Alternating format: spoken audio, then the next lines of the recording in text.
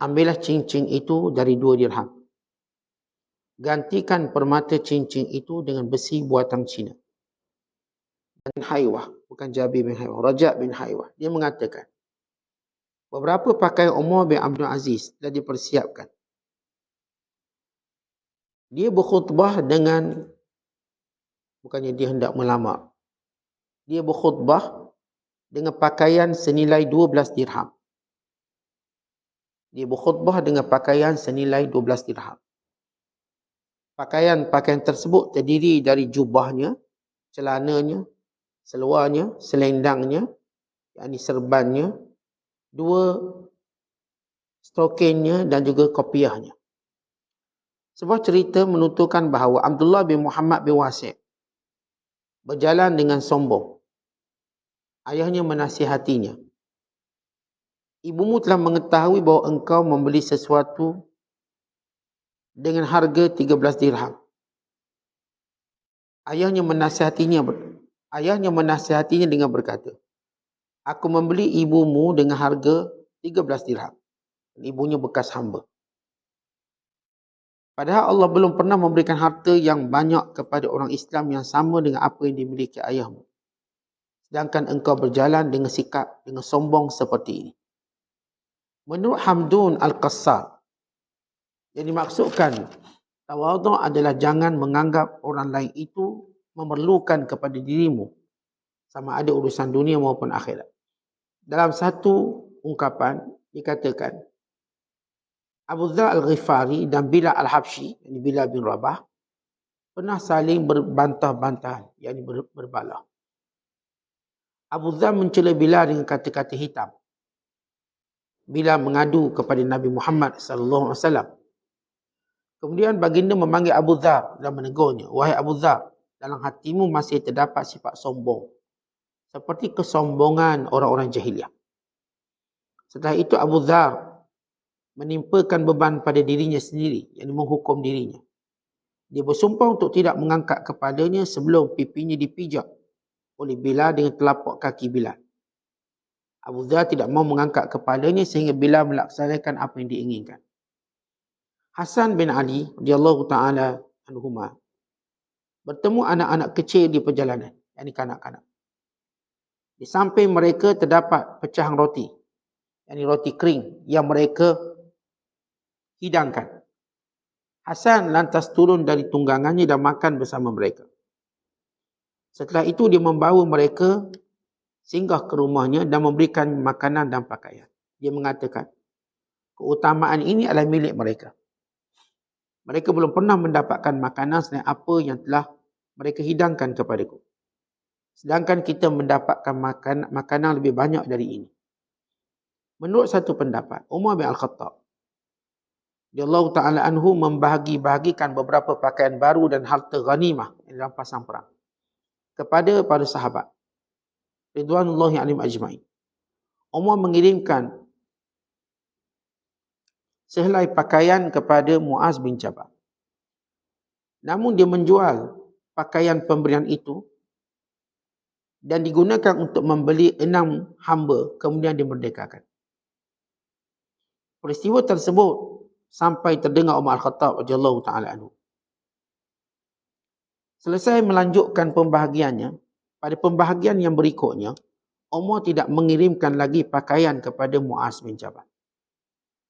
Itu terjemahan yang betul. Muaz mencela apa yang dikerjakan, yang memarahi Umar Al-Khattab. Celaan itu tidak ada artinya bagiku kerana engkau telah menjual pemberian pertama. Maka jawab Muaz, hal itu ialah kewajibanmu membahagikannya. Berikan bahagianku. Saya bersumpah kepalamu, betul-betul saya akan pukul. Saya akan pukul kepala kamu. Lalu kata Umar kepadanya, ini kepalaku sudah berada di hadapanmu. Maka mereka saling bergurau dengan perbuatan memukul kepalanya. Sini terjemah orang tua akan berteman dengan orang tua. Ini Muaz memukul kepala Umar Al-Khattab dengan cara gurauan. Baik hadis ataupun kisah-kisah para salafus soleh, bagaimana tawadhu' mereka, bagaimana sifat merendah diri. Kerana kita mengetahui tawadhu' merupakan satu sifat yang akan memperbaharui iman. Setiap kali kita tawaduk, kita sedang memperbaharui iman kita. Dalam hadis, Nabi SAW menyatakan, Al-buzazatu minal iman. Al-buzazah artinya sifat merendah diri. Merupakan tanda keimanan. Para ulama menyatakan, setiap kali kita berada dalam kejadian, dalam sesuatu keadaan, lalu kita mengambil sikap merendah diri, kita sedang memperbaharui iman kita. Kita sedang mempertingkatkan iman kita. Tapi setiap kali kita melalui kejadian atau melalui peristiwa atau melalui waktu, lalu kita sombong, kita sedang merosakkan iman kita. Sebagaimana disebut oleh Rasulullah, al-buzazatu minal iman. Jadi merendah diri. Asal makna buzazah artinya berpakaian lebih kurang. Tapi ia merujuk kepada sifat tawaduk. Tawaduk. Jadi kalau seorang itu tawaduk dalam percakapan, dia sedang memperbaharui iman. Tawaduk dalam perbuatan, dia sedang memperbaharui imannya. Tawaduk dalam sangkaan pada dirinya sendiri, dia sedang memperbaharui imannya. Imannya sentiasa meningkat. Dan kita tahu tawaduk merupakan sifat para nabi seluruhnya. At-tawadu'u khuluqul anbiya wal mursalin. Ia adalah akhlak para nabi. Maka kalau kita sebut ia akhlak para nabi, pasti ia mempunyai yang paling tinggi.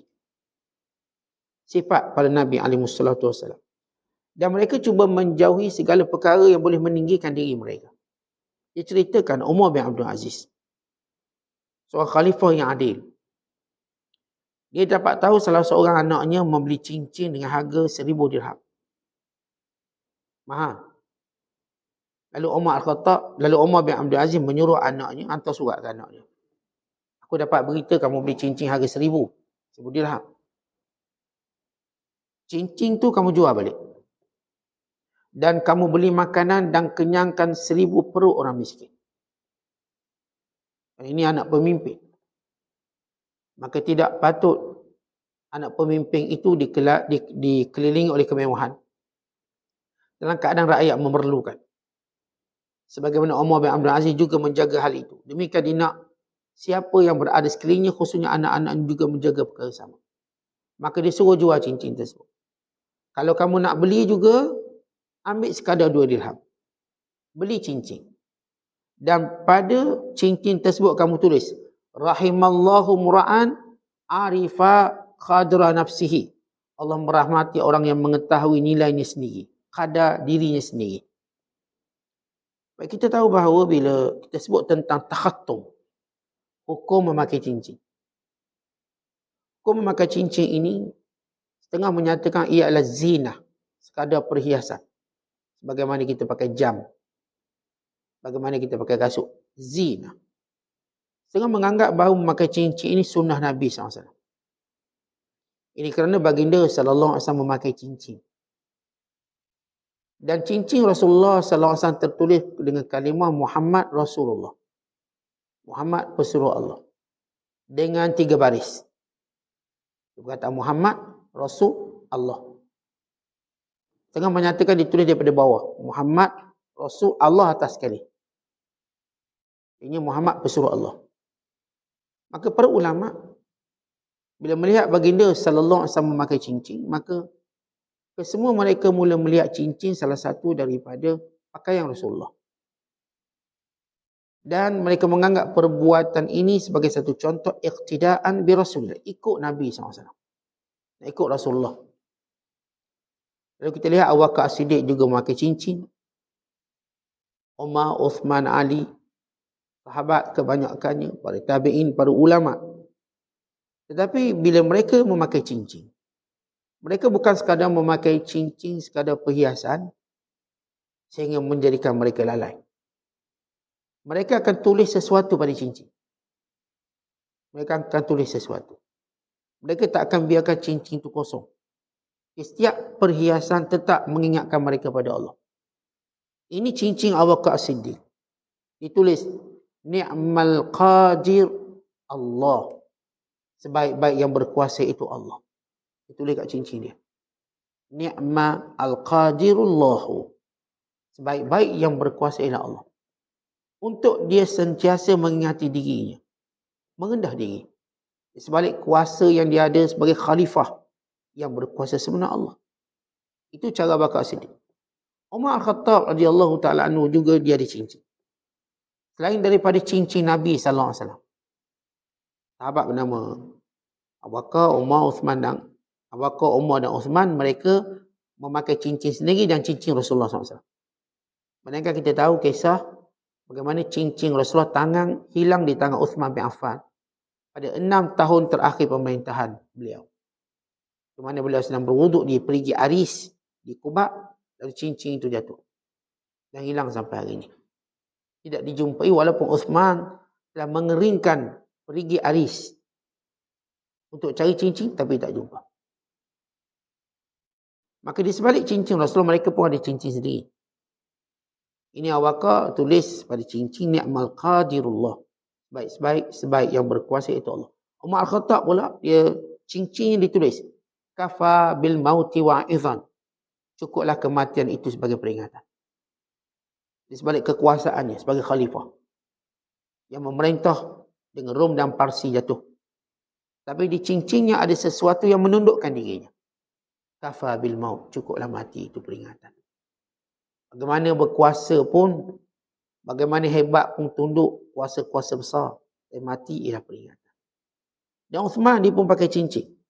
Maka ditulis pada cincinnya, amantu billadhi khalaqa fasawwa. Amantu billadhi khalaqa fasawwa. Maksudnya, aku beriman dengan Tuhan yang menciptakan dan yang memperelokkan ciptaan. Ini cincin Uthman bin Affan. Dan Sayyidina Ali radhiyallahu ta'ala anhu juga pada cincinnya ditulis sesuatu. Al-mulku lillah. Kekuasaan itu cuma milik Allah. Datang dan pergi mengikut kehendak Allah Ta'ala. Sahabat yang bernama Abdullah bin Zubair. Ditulis pada cincinnya namanya. Abu Khubayb al-a'idhu billah. Abu Khubayb yang berlindung dengan Allah. Ini sahabat yang lain seperti Hasan bin Ali radhiyallahu ta'ala anhu dia tulis la ilaha illallahul malikul haqqul mubin. Tidak ada Tuhan yang sebenar melainkan Tuhan yang al-haqqul mubin, Tuhan yang jelas yang nyata. Dan ini Husain radhiyallahu ta'ala anhu ditulis pada cincinnya alimta falmal fa'mal. Kamu dah tahu kan maka beramal. Cincin tulis alimta fa'mal. Dah tahu, beramal. Ini cara mereka mengingati diri mereka. Muawiyah bin Abi Sufyan, khalifah pertama kerajaan Umayyah. Juga ditulis pada cincinnya. Apa ditulis? Likulli amalin thawa. Setiap perbuatan ada pahala. Setiap amalan ada pahala. Bahkan dikatakan ditulis pada cincinnya. Ini Muawiyah bin Abi Sufyan. La quwwata illa billah. Jadi kekuatan melainkan Allah. Maka kita lihat pada ulama-ulama, pada pemimpin-pemimpin, mereka tulis sesuatu untuk mengingatkan mereka pada Allah supaya mereka tak sombong. Ada yang menulis pada cincinnya Rabbunallah, Tuhan kami Allah. Ada yang tulis pada cincinnya innamad dunya ghurur, dunia cuma tipu daya. Ada yang menulis pada cincinnya Allahu siqati wa rajai, Allah yang aku percaya, Allah yang aku harap. Ada yang menulis pada cincinnya amantu bihi mukhlisan, aku beriman hanya ikhlas kepadanya. Ada seorang khalifah namanya Walid bin Abdul Malik. Dia juga tulis pada cincinnya, dia kata ihdzar ya Walid innaka mayyitun wa muhasabun. Wahai Walid ni, khalifah ni tu dia, wahai Walid, takutlah kamu pada Allah. Kerana kamu akan mati dan kamu akan dihisap oleh Allah SWT. Ada seorang raja, dia nak pakai satu cincin. Dia tanya seorang yang bijaksana. Saya ni nak pakai cincin. Tetapi saya nak tulis apa kat cincin kalau sekiranya saya sedih, hilang sedih saya. Dan kalau saya gembira, saya kembali sedih. Apa benda saya nak tulis? Jadi kalau saya tulis kat cincin, saya nak tulis satu perkataan kat cincin. Kalau saya tengah sedih ni, saya baca saya jadi gembira. Tapi kalau saya tengah gembira pula, tengah seronok, tengah berhibur, Kalau saya baca, saya sedih. Lalu ulama yang cerdik pandai ni kata, tulis macam ni tuanku. Tuanku tulis, hadzal waktu sayamdi. Maksudnya, waktu ini akan berlalu. Tulisan tu. Jadi kalau tengok sedih, baca, waktu ini akan berlalu. Sedihnya akan berlalu, gembira. Sedih macam mana pun dia akan berlalu. Kalau tengah gembira, gembira ni seronok, waktu ini akan berlalu. Waktu ini juga akan hilang. Ini kalimah-kalimah yang ditulis oleh para alim ulama. Jadi Umar bin Abdul Aziz dipesankan, dia tahu tentang sunat pakai cincin. Baik, nak beli juga cincin, beli yang murah, tapi tulis sesuatu. Apa yang ditulis? Moga Allah merahmati orang yang mengetahui nilainya sendiri. Rahimallahu mra'an arafa qadra nafsihi. Kalau kita kata, Ustaz ni tulisan ni macam panjang-panjang ni, cincin dia ni panjang 12 cm ke apa? Tulisan ini ditulis dengan halus. Dia tak tulis besar. Kenapa? Bila halus dia akan baca dengan fokus tengok. Baca tengok. Bila seorang tu melihat sesuatu yang halus ditulis, dia tengok, dia akan fokus dan itu yang akan menyerap ke hati dia. Kita kan kalau papan tanda tu besar, kita just baca, oh dah nampak dari jauh, Kuala Lumpur. Ditulis kecil, kita mesti pergi dekat untuk berhati. Di situ akan datang sedikit fokus kita. Demikian pada cincin-cincin mereka ditulis. Hatta dalam, dikatakan dalam perang Parsi dan Rom, rampasan perang banyak dapat. Antara yang dibahagikan pada para sahabat adalah cincin-cincin. Cincin-cincin Rom dan Parsi. Mereka mengambil, mereka ubah, mereka tulis sesuatu. Cincin Rom dan Parsi ni, cincin yang dipakai oleh pembesar mereka, orang kaya-kaya mereka. Maka dia kosong macam tu je hiasan. Dengan permata yang mahal. Maka bila dia bagi ghanimah, harta rampasan perang. Dalam Islam kita ada istilah ghanimah, harta rampasan perang, yang siapa yang terlibat perang akan dibahagi-bahagikan apa yang diperoleh dari musuh. Maka cincin-cincin ini juga dibahagi-bahagikan. Maka sahabat seperti Abdullah, seperti Muaz bin Jabal, seperti Abdullah bin Mas'ud, radhiyallahu ta'ala anhum ajma'in, mereka memperoleh cincin tersebut. Lalu mereka pun tulis sesuatu. Kita tahu bahawa dalam Islam, kalau orang perempuan, dia boleh pakai apa pun cincin nak pakai. Boleh, dia boleh pakai lagi. Daripada cincin plastiknya sampailah cincin emas. Orang lelaki, hanya satu larangan memakai cincin daripada emas. Dilarang sama sekali. Dan orang lelaki pun ke mana dia pakai cincin, dia cuma dibenarkan memakai cincin pada 3 jarinya sahaja. 3 jari. Sama ada dia pakai dalam jari dipanggil khinsirun, anak, kelingking, atau binsirun, atau ibham, ibu jari. Boleh pakai. Adapun sababatu wal wusta, ini dia larang. Jumhur ulama kata makruh lelaki memakai cincin di jari telunjuk dia dan jari tengah. Makruh. Sebagian ulama seperti Imam Ibn Hazm al-Zahiri kata haram.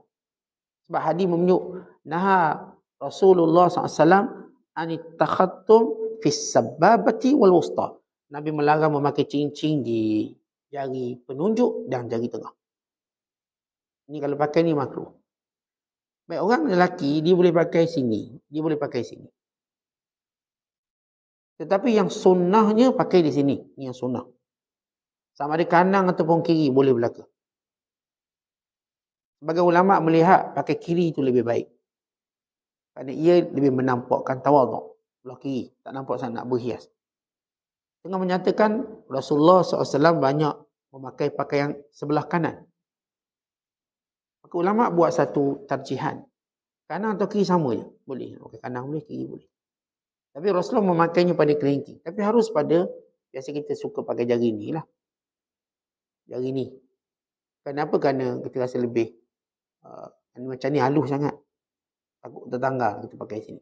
Kedua-dua jari ni harus. Tapi yang ni dimakruhkan kita pakai. Dan orang lelaki apakah boleh memakai cincin besi? ataupun cincin-cincin tembaga. Setengah ulama memakruhkan cincin besi dan tembaga. Kerana ia perhiasan ahli neraka. Pakaian ahli neraka. Dan neraka kelak. Tapi oleh kerana hadis tentang itu adalah bersifat dhaif. Tidak digunakan dalil. Jadi dalam mazhab kita, boleh seorang pakai cincin besi atau cincin tembaga. Tapi bahayalah kalau petir habis kena. Tapi boleh sehukum. Boleh. Nak pakai cincin tersebut. Cuma, pakaian cuma di jari tertentu. Boleh tak satu jari nak pakai 3 cincin? Tak, 3 cincin ni. Boleh pakai 3 cincin tapi nampak bodoh sikit. Boleh pakai, dia sehukum boleh. Tapi orang nampak kita macam tak betul sikit. Macam kita pakai jam 2 kiri kanan. Tahulah banyak jam tapi pakai 2 tu, mungkin orang pandang kita sesuatu. Dia berdasarkan uruf. Walaupun sekarang saya tengok, jadi kebiasaan orang-orang yang agak berada memakai jam kedua-dua tangan. Kanan kiri dia pakai jam. Maka kalau uruf waktu ini tidak melihatkan seorang itu sebagai tak betul, maka boleh pakai. Tapi kalau nampak secara uruf nampak macam tak berapa sara orang ni, sebab ini ditinggalkan. Jadi lelaki dia boleh pakai cincin kanan dan kiri. Kalau saya nak pakai sini 2 boleh. Tapi kita tak boleh pakai semua 5 jari. Tapi tidaklah berdosa. Perbuatan itu makruh. Ada pun orang perempuan ni bebas. Dia boleh pakai cincin dekat tangan semuanya. Sebab perempuan terkenal dengan hiasan. Bukan kalau tak cukup tangan dia pakai kaki sekali cincin. Jadi dia berjalan macam ni. Tangan dia cincin. Secara hukum harus. Sebab wanita ialah perhiasan. Ad-dunya mata' wa khairu mata'iha al-mar'atus salihah. Dunia ini hiasan. Hiasan sebenar dunia inilah wanita. Maksudnya kalau kita tengok air terjun lawa itu hiasan. Bukit gunung ganan lawa itu hiasan. Tapi perempuan lagi lawa. Tengok kereta Ferrari lawa. Sebelahnya ke perempuan. Tengok perempuan juga. Tengok pantai lawa ni seronok tengok pantai. Tapi kat situ ada perempuan. Perempuan juga kita tengok.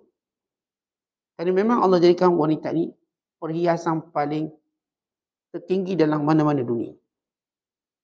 Nilai terjun, nilai apa semua tak ada nilai. Nilai perempuan tu sebenarnya nilai. Apatah lagi kalau dia perempuan solihah. Yang disebut dalam hadis Nabi SAW. Ad-dunya mata' wa khairu mata'iha al-mar'atus solihah. Dunia ini semua hiasan. Dan hiasan sebenar ialah perempuan solihah. Dan Rasulullah menyebut tentang perempuan solihah. Bila mana kamu melihatnya, kamu tenang. Bila mana kamu menyuruhnya, dia taat dan patuh. Dia tengok dia. Idza nazalta ilaiha sarratka. Wa idza amartaha ata'atka. Kalau kamu tengok, seronok. Kalau kamu suruh, ikut. Itu ciri-ciri wanita solihah. Dia tengok pun serabut. Serabut tengok tak? Suruh lawang je kerja dia. Lawang. Suruh ni lawang, suruh tu lawang. Maka hilanglah dia punya nilai kecantikan. Tetapi bila seorang anak yang patuh nampak hebat. Tapi seorang isteri yang patuh jauh lebih hebat. Ini dalam banyak kalau tuan-tuan majikan. Tuan-tuan ada 1000 pekerja yang patuh. Suruh buat. Tak suruh pun buat. Hebat patuh. Tapi dia tak akan boleh lawan seorang isteri soleh di rumah. Lepas tu ramai bos ni walaupun dia dapat pekerja yang taat. Tapi bini dia seorang je tak dengar. Cukup. Dia akan robohkan diri. Habis. Tapi kalau dia jadi bos, semua pekerja tak dengar cakap dia. Bini je dengar. Cukup itu kebahagiaan. Itu dia punya nilai. Jadi wanita kerana sebab dia hiasan, dia boleh pakai cincin tangan, kaki, boleh belaka. Dia nak tebuk hidung, tebuk telinga, tebuk lah. Asalkan itu uruf dia. Dan tentu kalau orang Islam di India, Pakistan, mereka tebuk hidung, hidung tak emas. Perempuan saya masukkan. Telinga tak emas. Telinga pula pasal ni, derek ni macam kereta api. Misalnya, kalau ia uruf dia tak menjadikan nampak dia teruk sangat. Okay. Walaupun uruf kita tak begitu. Uruf kita perempuan ni kalau nak berhias pun tebuk telinga sikit lah. Kecil-kecil bawa kedai mana pergi. Tembok apa nama ni telinga ni. Berubang sikit. Dan apa nama ni. Jaranglah perempuan kaki dihias dengan cincin jarang. Biasa dengan inai lah. Kalau perempuan. Dia kata sabang. Kita kan nak simpan emas ni. Dia nak pakai kat kaki sekali boleh tak? Dia suruh suami dia beli cincin kaki. Baik beli gelang gajah tu. Buat kat kaki dia tu. Tapi oleh kerana wanita ini ialah perhiasan, dia tiada larangan. Lelaki dia ada larangan. Larangan pertama pada emas. Yang kedua, pada jari jemari tak semua dia boleh pakai. Ini hanya jari tertentu disunatkan dipakai. Yang lain tidaklah kata haram, tapi makruh. Ini sedikit sebanyak tentang hukum cincin. Atau disebut dalam bahasa takhatum. Bercincin. Kalau seorang nak bercincin, dia kena tahu adab. Kalau lelaki, sebaiknya cincin perak mengambil sunnah Nabi SAW. Dia boleh tak dia nak pakai cincin belian, akik. Semua permata lain dibenarkan, emas dia tak boleh. Emas tidak dibenarkan sama sekali. Yang lain-lain batu permata yang berharga yang lain. Baik, kalau dia kata, Ustaz, saya pakai emas putih. Boleh tak? Baik, emas putih ni tengok. Ada benda ni. Dia asal memang bukan emas. Tapi dipanggil emas putih. Dia ada satu jenis logam. Dia bukan emas. Tapi dipanggil emas putih. Ada emas putih. Dia memang emas putih. Kalau namanya emas walau putih walau apa tetap haram. Sesuatu yang asalnya bukan emas. Macam kita sebut celuk emas. Bukan emas. Celuk emas. Macam Zulian kita sebut. Macam emas. Celuk emas. Itu bukan emas. Emas dikira yang aslinya. Sama ada dipanggil az-zahabul abiyad, az-zahabul ahmar, ataupun az-zahabul khalis. Emas merah, emas putih. Ada setengah tempat dia orang panggil emas merah.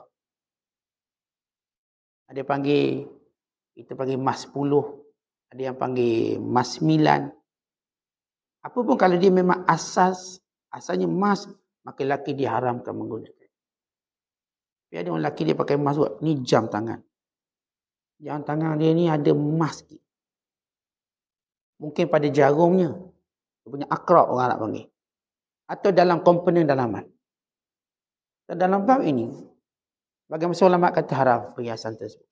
Tapi ada setengah ulama, ada setengah. Menyatakan kalau emas itu tidak zahir dalam jam, yang nampak cuma jam. Ini satu komponen untuk menguatkan jam tadi. Maka mereka membenarkannya. Termasuklah pada jarumnya. Tapi bukan dengan kasarnya untuk berhias dengan emas, tapi dengan jam. Ini pandangan segelintir ulama. Namun kita berpegang bahawa mana-mana jam tangan ada campuran emas, tetap hukumnya haram bagi lelaki. Tidak perempuan. Perempuan tak ada hal. Perempuan nak pakai jam yang ada emas, even jam tu sendiri emas, tak ada masalah. Jadi perempuan ialah hiasan, maka segala perhiasan halal baginya. Sutera dia boleh, kita lelaki tak boleh. Sebab kita lelaki kalau berhias lebih sangat, nampak pondan. Lelaki ni dia kena nampak macam brutal sikit. Nampak kelakian. Orang lelaki ni tuan-tuan kalau dia nampak kosong pada badan dia, nampak kelakian. Tapi kalau tengok cincin sampai 5 ni, lelaki ke perempuan, kita pun confuse. Lepas tu ada pula subang sikit. Dia tak nampak dia punya keaslian lelaki. Lelaki ni dia ada, sebab Islam nak pelihara ketulinan seorang lelaki. Di samping Islam nak zahirkan perempuan itu dengan kelembutan perempuan. Lelaki biar kekal nampak lelaki. Kekal nampak dia punya kekuatan dia punya ketegasan. Sebab itu Islam tidak menggalakkan perhiasan yang melampau bagi lelaki. Lelaki kalau boleh pakai baju pun yang kasar-kasar. Jangan nampak lembut sangat. Lebih lembut pada perempuan pakaian. Biar pakaian nampak keras, kuat. Ini dari sudut hiasan dalam Islam bagi lelaki dan perempuan. Dan diceritakan ada seorang raja, dia nak beli hamba, harga hamba ni 1,000 dirham. Tiba-tiba dia rasa mahal. Dia pun tak nak beli. Dah keluar duit, ambil balik. Lalu hamba ni kata, tuanku, belilah saya. Kerana setiap saya ni ada 1,000 sifat. Dan setiap sifat saya lebih mahal daripada 1,000 dirham yang tuanku nak laburkan. Lalu kata raja ni, apa sifat kamu? Maka dia sebut, saya tidak akan bersifat keras. Itu pertama, saya tak keras. Maksudnya tak ada tongking marah, tak ada. Sifat saya lembut. Yang kedua, kalau saya dihimpunkan bersama hamba-hamba tuanku, saya tetap rasa saya hamba. Saya tak rasa saya ketua. Saya tak rasa, saya dibeli mahal, maka saya paling hebat. Saya rasa saya cuma hamba. Maka raja tu membelikan apa? Dia ada tawaduk. Kita bayangkan kalau ini tawaduk ada pada hamba pun jadi mulia. Ini kan pula pada orang yang merdeka. Yang ada iman, yang ada taqwa. Cerita nak sebut tentang nilai tawaduk. Diceritakan ada seorang ulama bernama Raja' bin Haywah Rajab bin Haywan yang meninggal tahun 112 Hijriah. Dia ni orang penting dalam kerajaan Umayyah. Pada waktu Abdul Malik bin Marwan dia nak buat Kubbah Sakhra. Kalau Baitul Maqdis tu panggil Kubbah Sakhra. Kubbah itu dibina zaman Abdul Malik bin Marwan, yang membinanya Rajab bin Haywan. Rajab bin Haywan ni dibaik dengan Umar bin Abdul Aziz. Kita satu hari aku tengok Umar bin Abdul Aziz berkhutbah. Dia dalam bahasa panggil yakhtubu. Yakhtubu ni ada dua makna. Pertama, makna meminang buaya. Ini yang menjadikan penterjemah kita silap terjemah lalu sebut meminang. Yakhtubu juga bermaksud menyampaikan khutbah. Cuma bezanya pada kata terbitan. Daripada khataba yakhtubu khitbah. Khataba yakhtubu khatban khitabah. Maksudnya ini khutbah, keluar perkataan khitabah ataupun khutbah. Yang ni daripada perkataan meminang keluar perkataan khitbah. Kerana mungkin celaru dalam kadang-kadang satu perkataan bahasa Arab ada beberapa makna. Di naskah sama menyebut kana Umar ibn Abdul Aziz yakhtubu. Ala Umar bin Abdul Aziz itu berkhutbah. Di sini dia terjemah meminang. Bila terjemah meminang, dia pakai sebutlah meminang mestilah pinang perempuan, takkan minang jantan. Dia pun komplitkan terjemah cara tu. Lalu kita pun hilang kita punya makna yang nak disampaikan. Umar bin Abdul Aziz dia khutbah. Dalam keadaan pakaiannya dia seorang khalifah tak sampai 12 dirham. Walau dia boleh beli dengan nilai yang besar sebab dia khalifah. Waktu Umar bin Abdul Aziz memerintah, kerajaan kaya. Luar biasa kayanya. Limpahan Baitul Mal yang banyak. Tapi Umar bin Abdul Aziz tak ambil kesempatan itu. Dia tetap memakai jubah. Ni jubah dia, seluar dia, serban dia, kasut, stoking dia. Semuanya harganya cuma 12 dirham. Mana semua tu, semua campur semua.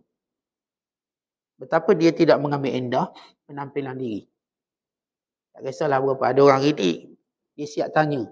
Dia punya outfit dia orang panggil. Dia nak tanya berapa outfit awak. Maksudnya, ni jubah berapa? Ni kopiah berapa? Oh, satu badang 80,000. Dan mereka berbangga. Tak salah kalau seorang tu secara pakaian mereka nak pakai sekian-sekian. Tapi tak boleh berbangga. Kita tadi ialah untuk membangkitkan rasa sombong atas apa yang mereka ada. Maka ini salah dalam Islam. Diceritakan juga bila Muhammad bin Wasi' mengetahui anaknya berjalan dengan sombong. Lalu Muhammad bin Wasi' panggil anak ni, wahai anakku, kenapa kamu sombong? Kamu tahu tak berapa harga mak kamu? Aku beli mak kamu 13 dirham. Muhammad bin Wasi' ni dikahwin dengan hamba yang dimerdekakan. Dibeli di pasar, harganya 13 dirham, dimerdekakan, dijadikan isteri. Jadi tak kisah tentang isteri, yang penting ada agama. Kerana hamba ni senang nak didik agama ni. Senang bagi dia mendidik. Wanita ni bagusnya bila senang dididik. Itu memang bagus. Itu lelaki tu memang dapat rezeki besar lah. Berbanding wanita yang payah dididik. Wanita kalau dia bukan kuat agama tapi dia mudah dididik, maka itu lebih baik. Artinya kalau seorang tu ada agama, dan agama ni kena sentiasa dididik. Dia bukan, dia buat agama cukup. Agama satu amalan setiap hari. Contoh kalau kita sebut sabar. Kita bukan faham sabar pada hari ni. Kita faham sabar esok. Esok kita kena belajar lagi tentang sabar. Lusa kita kena belajar lagi.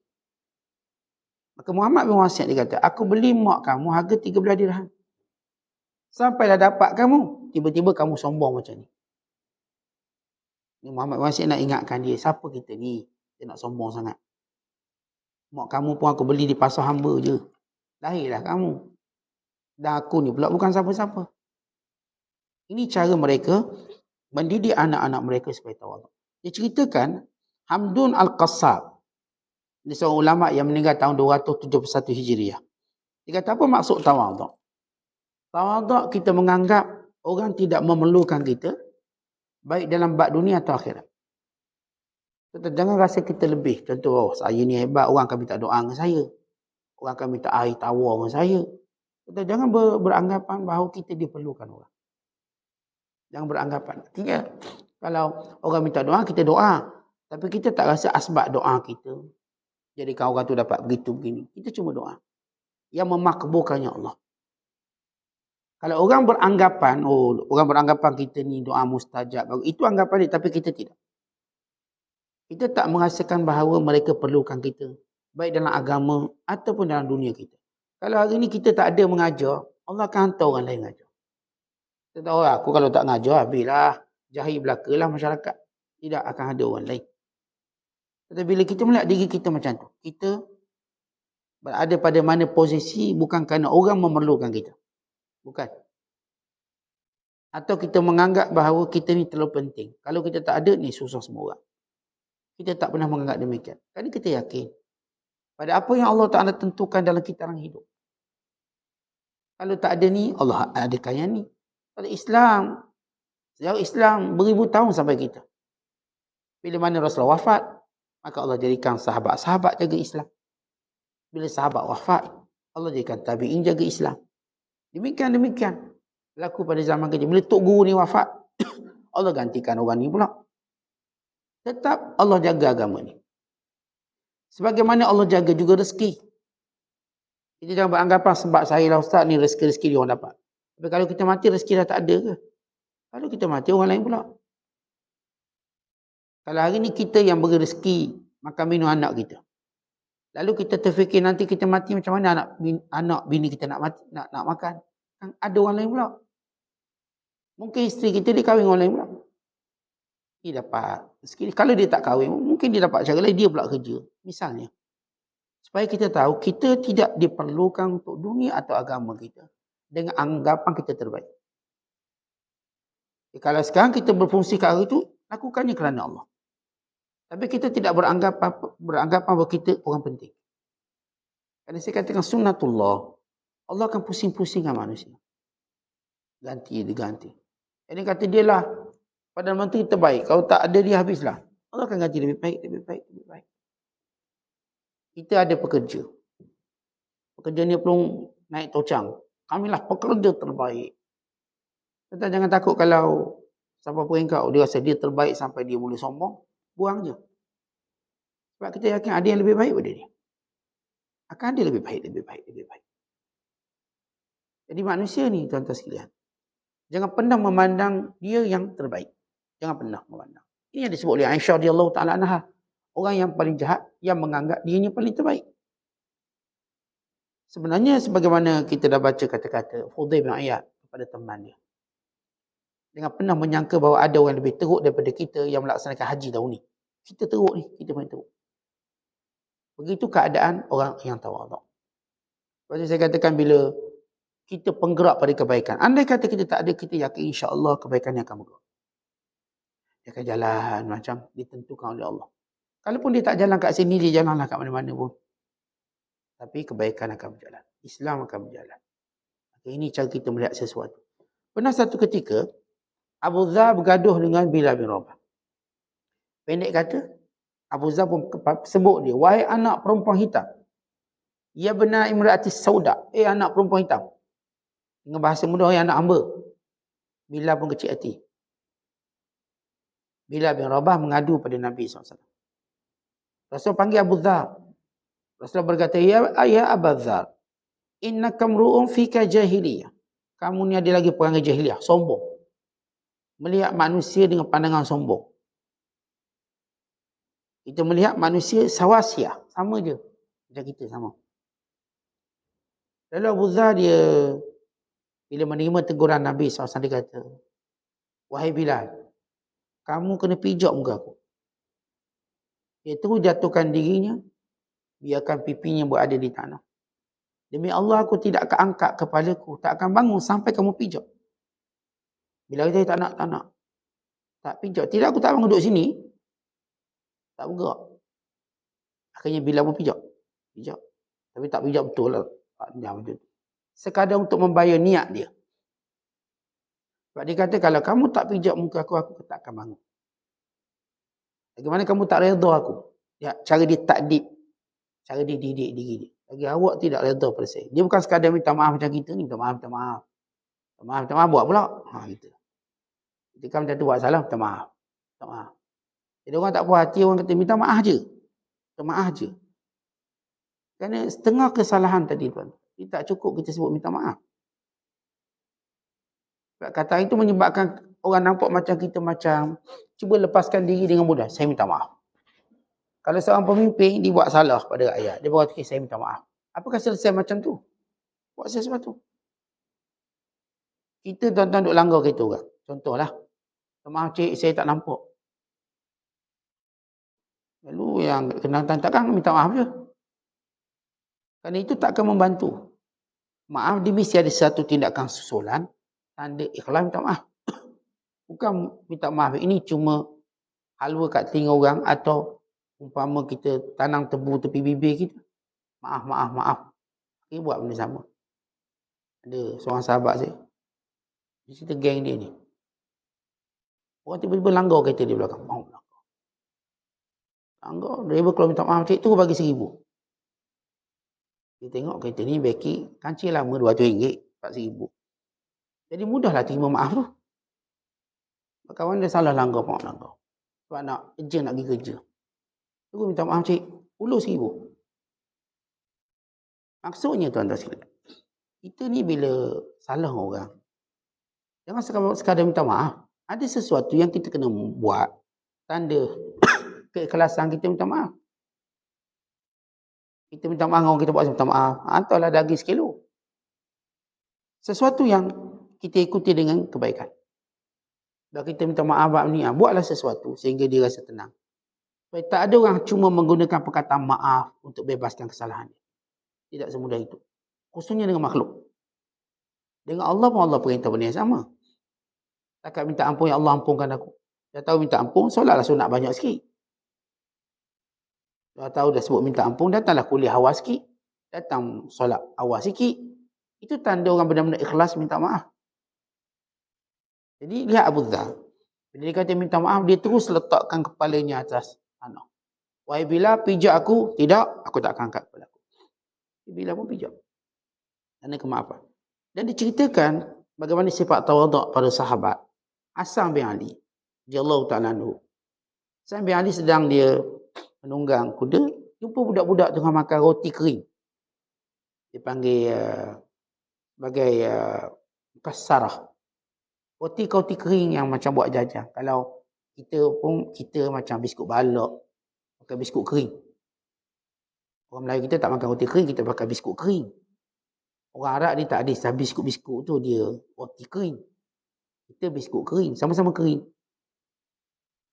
Maksudnya jenis snacking lah, snack. Budak-budak ni makanlah roti kering. Lalu mereka pelawa Hasan bin Ali makan sekali. Istadafu. Hasan bin Tawaduk diturun. Diturun untuk makan. Siapa pun ajak dia pergi. Walaupun budak kecil ajak. Dia pun makan roti kering dengan budak tu. Kemudian dia ajak semua budak-budak ni pergi rumah dia. Maka dijamukan dengan sebaik-baik makanan. Dan Hasan bin Ali ni kaya. Orang kaya. Cucu Rasulullah, jutawan. Kaya. Maka dia pun jamu sungguh budak-budak ni, beri baju sekali. Selai seorang baju. Lalu orang kata, wahai tuan, kenapa tuan layan lebih sangat? Dia ajak makan biskut kering je pun. Tiba ganti dengan makan wahyu. Lebih ni. Wahyu bagi baju. Lalu kata Hasan bin Ali, dia layan kita berdasarkan kemampuan dia. Kita akan layan dia berdasarkan kemampuan kita. Tetapi kebaikan itu dia yang mulakan dulu. Dia baik. Dia diajak aku jadi tetamu, dia memulakan kebaikan. Tentang siapa yang memulakan kebaikan, dia mengatasi orang yang buat kebaikan selepas dia. Walaupun orang tu buat baik lebih banyak pada dia. Tapi dia memulakan. Sebab itulah Allah Ta'ala perintah kita belum berbuat baik. Siapa yang memulakan kebaikan, pahalanya, nilai dia, kemuliaannya lebih mulia daripada orang yang membalas kebaikan kita walau dibalas lebih baik. Kita tuan-tuan jiran ni tak berapak sangat. Kita ulur dulu ke dia. Itulah kita buat sikit kuih-kuih, buat roti jala. Yang tak berapa kuning ni. Tak pandai, tapi yelah. Kita nak bagi ke jiran, bagi kuah kari sikit. Kari pun tak berjadi sangat. Bagi, tapi nak bagi. Dia pun tengok bagusnya jiran sebelah. Tak kenal pun bagi. Yang ni pula bagi lagi hebat. Dia bagi kita macam-macam. Lebih. Namun pahalanya tetap yang memulakan. Siapa yang memulakan? Sebab tu tuan-tuan kita ni bukan sekadar nak buat baik. Kita nak jadi pemula buat baik. Walaupun mungkin taklah sempurna. Tapi kita nak jadi pemulanya.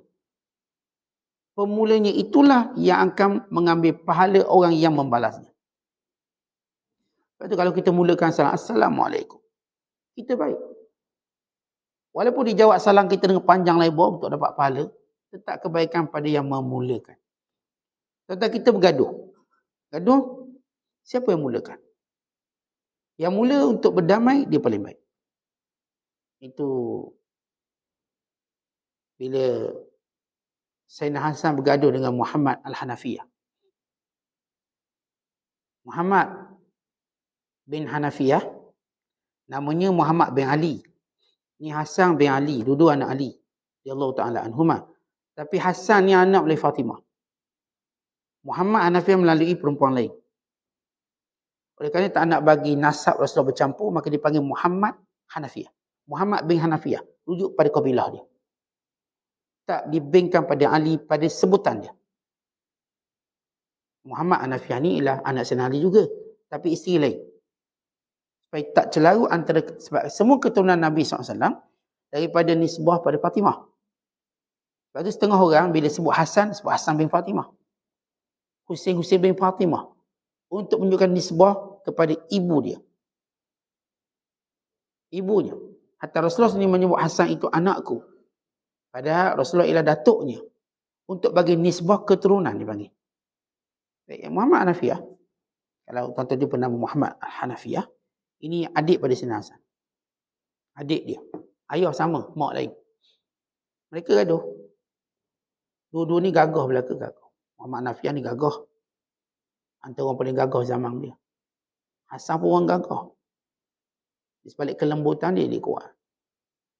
Bila gaduh, Muhammad Hasan pun Muhammad Hanafiyah hantar surat. Dia pun sebut. Sebab kedudukan Hasan cucu Rasulullah. Manakala Muhammad Hanafiyah bukan cucu Rasulullah. Walaupun anak Sayyidina Ali bukan cucu Rasulullah. Lalu Muhammad hantar surat. Bila berbalah lama ni hantar surat. Menyebutkan kelebihan untuk suluh, berbaik. Lalu dia kata, wahai cucu Rasulullah. Aku boleh sahaja memulakannya. Datang padamu minta maaf. Aku boleh mulakannya. Aku tak ada masalah apa-apa. Tetapi aku ingin kemuliaan itu kamu dulu peroleh. Sebab kamu cucu Rasulullah. Aku ingin kebaikan memulakan minta maaf ini. Ya aku boleh minta maaf, tak ada masalah. Boleh. Kalau kau kata datang minta maaf, aku datang. Tetapi aku ingin kebaikan ini kamu dapat dulu sebab kamu cucu Rasulullah. Dan namanya cucu Rasulullah SAW, dia lebih berhak untuk buat dulu kebaikan. Akhirnya, Hasan bin Ali terus pecuk kuda. Bertemu dengan adiknya Muhammad Al-Hanafiyah tu minta maaf. Untuk apa dapat kemuliaan? Kita kan kalau gaduh, kita tengoklah siapa keras sikit. Kita nak bagi keras lah siapa keras sikit. Kita kata, aku keras sikit. Aku boleh tak tegur dia 8 tahun. Bukan masalah keras. Itu cerita kita dengan nafsu kita. Cerita kita dengan iman. Tentang semua benda kalau kita nak bercerita, berceritalah dengan iman kita. Jangan bercerita dengan nafsu. Kita nafsu ni nak buat jahat je lah. Nak tunjuk siapa jahat, siapa gagah, siapa kuat. Cerita dengan iman, nak tunjuk siapa yang baik. Siapa yang dekat dengan Allah. Ini kalau kita berurusan dengan orang ni tuan-tuan, berceritalah dengan iman. Kita nak iman kita kat mana? Atau kita nak biarkan kebaikan, keimanan ini terlepas begitu saja. Sebab itu berbicaralah dengan iman. Jangan bicara dengan hawa nafsu, nescaya kita tak untung. Dan satu kisah yang lain tentang tawaduk. Umar Al-Khattab bila dapat rampasan perang, maka dia bagi salah seorang yang diberilah sahabat yang bernama Muaz bin Jabal. Tapi dia dapat tahu waktu diberi harta rampasan perang, dapatlah pakaian satu seorang. Muaz ni pergi jual dan duitnya beli hamba, dapat 6 orang dia merdekakan. Untuk berikutnya, bila dapat lagi rampasan perang, Umar kata tak nak bagi pada Muaz, tak nak bagi. Ni kalau bagi bukan diguna. Dia mesti beli sedekah lagi. Tak nak bagi dia. Lalu Muaz bin Jabal tahu tu bahagian dia sebagai rampasan perang. Umar tak nak bagi pada Isya Umar. Dia kalau bagi, dia bagi korang. Macam kita lah. Tak nak bagi sebab bagi orang. Anak-anak kita kan kita bagi duit. Dengan harapan dia belanja untuk dia. Tiba dia bagi ke kawan-kawan. Kita pun kata esok, Umi tak nak bagi lagi duit. Bagi pun bagi korang. Macam tu umpama dia. Padahal bagus. Dan Muaz bin Jabal tak puas hati. Dia datang jumpa Umar Khattab. Kata, ya Amirul Mukminin, mana bahagian aku? Umar kata, beri pun kamu beri korang. Aku tak kira itu bahagian aku. Aku dapat bahagian ni sebab kamu lambat beri aku nak pukul kepala kamu. Dia punya marah pukul. Umar Khattab tahulah dia salah. Dah tak apalah pukul lah. Lalu Muaz ambil kain tu, main kain pukul. Macam kita kajang lah, puk sikit. Orang suruh minta awal sikit, minta lambat, puk sikit. Wow. Benda biasa. Bukan benda luar biasa. Benda bukan isu pun. Ini Umar Khattab ni. Datang Muaz ni marah sebab lambat sangat bagi. Aku nak pukul kepala mu. Dia ambil kain dia. Dengan bukan empak sampai kawan tu menggelupur masuk ICU. Bukan. Maksudnya secara tentang kita kan pukul-pukul gurauan tu pukul gurauan. Kalau kita pukul bini kita secara gurauan. Kita tahu. Biasa kalau kita pukul bini korang slow je. Bini gurau tu lagi kasar kena bom sebiji. Sebab dia takut pukul sikit-sikit tak terasa. Orang tua ni padang tah. Tu kadang-kadang dia ketuk kuat. Tapi niat tetap gurau. Apakah dia anggap aib? Tak ada. Di antara tawaduk, kita mudah diguraui. Boleh digurau. Sebab tu Nabi SAW mengajar kita, jangan serius dengan kawan-kawan. Jangan serius sangat. Kalau dia ada kata apa-apa, jangan ambil serius sangat. Terus sama mahkamah. Janganlah, ada gurauan. Ada bahasa gurauan. Tanda toleransi kita. Toleransi. Ada ruang-ruang gurauan. Kadang-kadang Tok Guru tarik telinga ni, asyik tidur. Kuliah tidur, tarik telinga sikit. Bukan sungguh gurau lah. Tarik telinga. Kalau tarik betul, putus. Macam tarik tali tu. Kadang-kadang picit hidung sikit ni. Picit hidung. Kuliah je datang lambat. Saya picit hidung sikit. Gurau. Dan kita tak boleh ambil benda tu joke, tulis serius. Kan di antara akhlak orang Islam, dia tak mengambil serius gurauan. Itu akhlak orang Islam. Jangan kecil hati, gurau ni.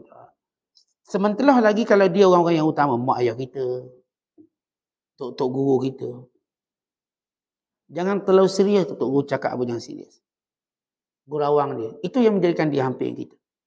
Jadi ini Muaz pun gurau tu. Ini lambat. Lambat bagi ketuk orang lain ni. Ambil kepala dengan ketuk. Maaf sebiji. Sebab tu sini dia terjemah. Orang tua akan berteman dengan orang tua. Dia perkataannya ialah rafaqah. Dalam bahasa. Rafaqah. Keluar daripada perkataan rafaqah, rafiqun. Rafiq, teman, kawan. Tapi perkataan rafaqah di sini daripada arfaqah, yurfiqu, irfaq, berlembut. Sebagaimana seorang teman. Tapi terjemahan dia punya cacat sikit. Kita berlembut dengan teman. Tuan-tuan, kalau kita bergurau dengan teman, kawan rapat. Kalau saya kata ketuk pun ketuk perlahan. Ini menunjukkan bahawa Umar dia sebalik, dia khalifah. Dia pun boleh bergurau.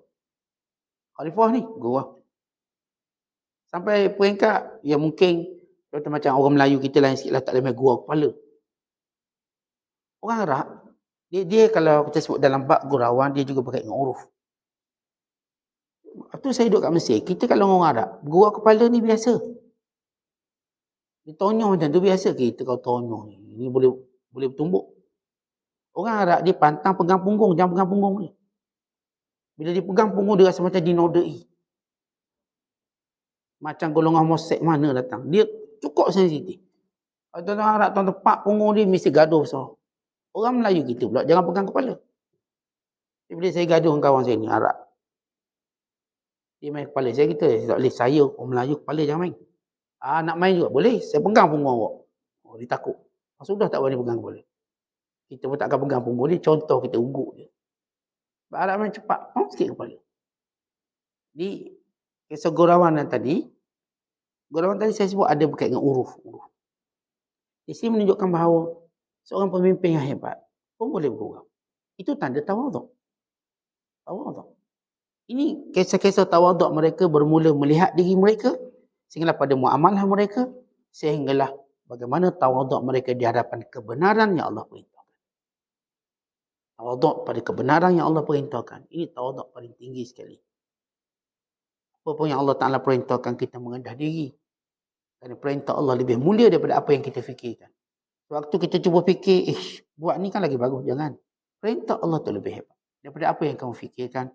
Wallahu a'lam bishawab. Assalamualaikum.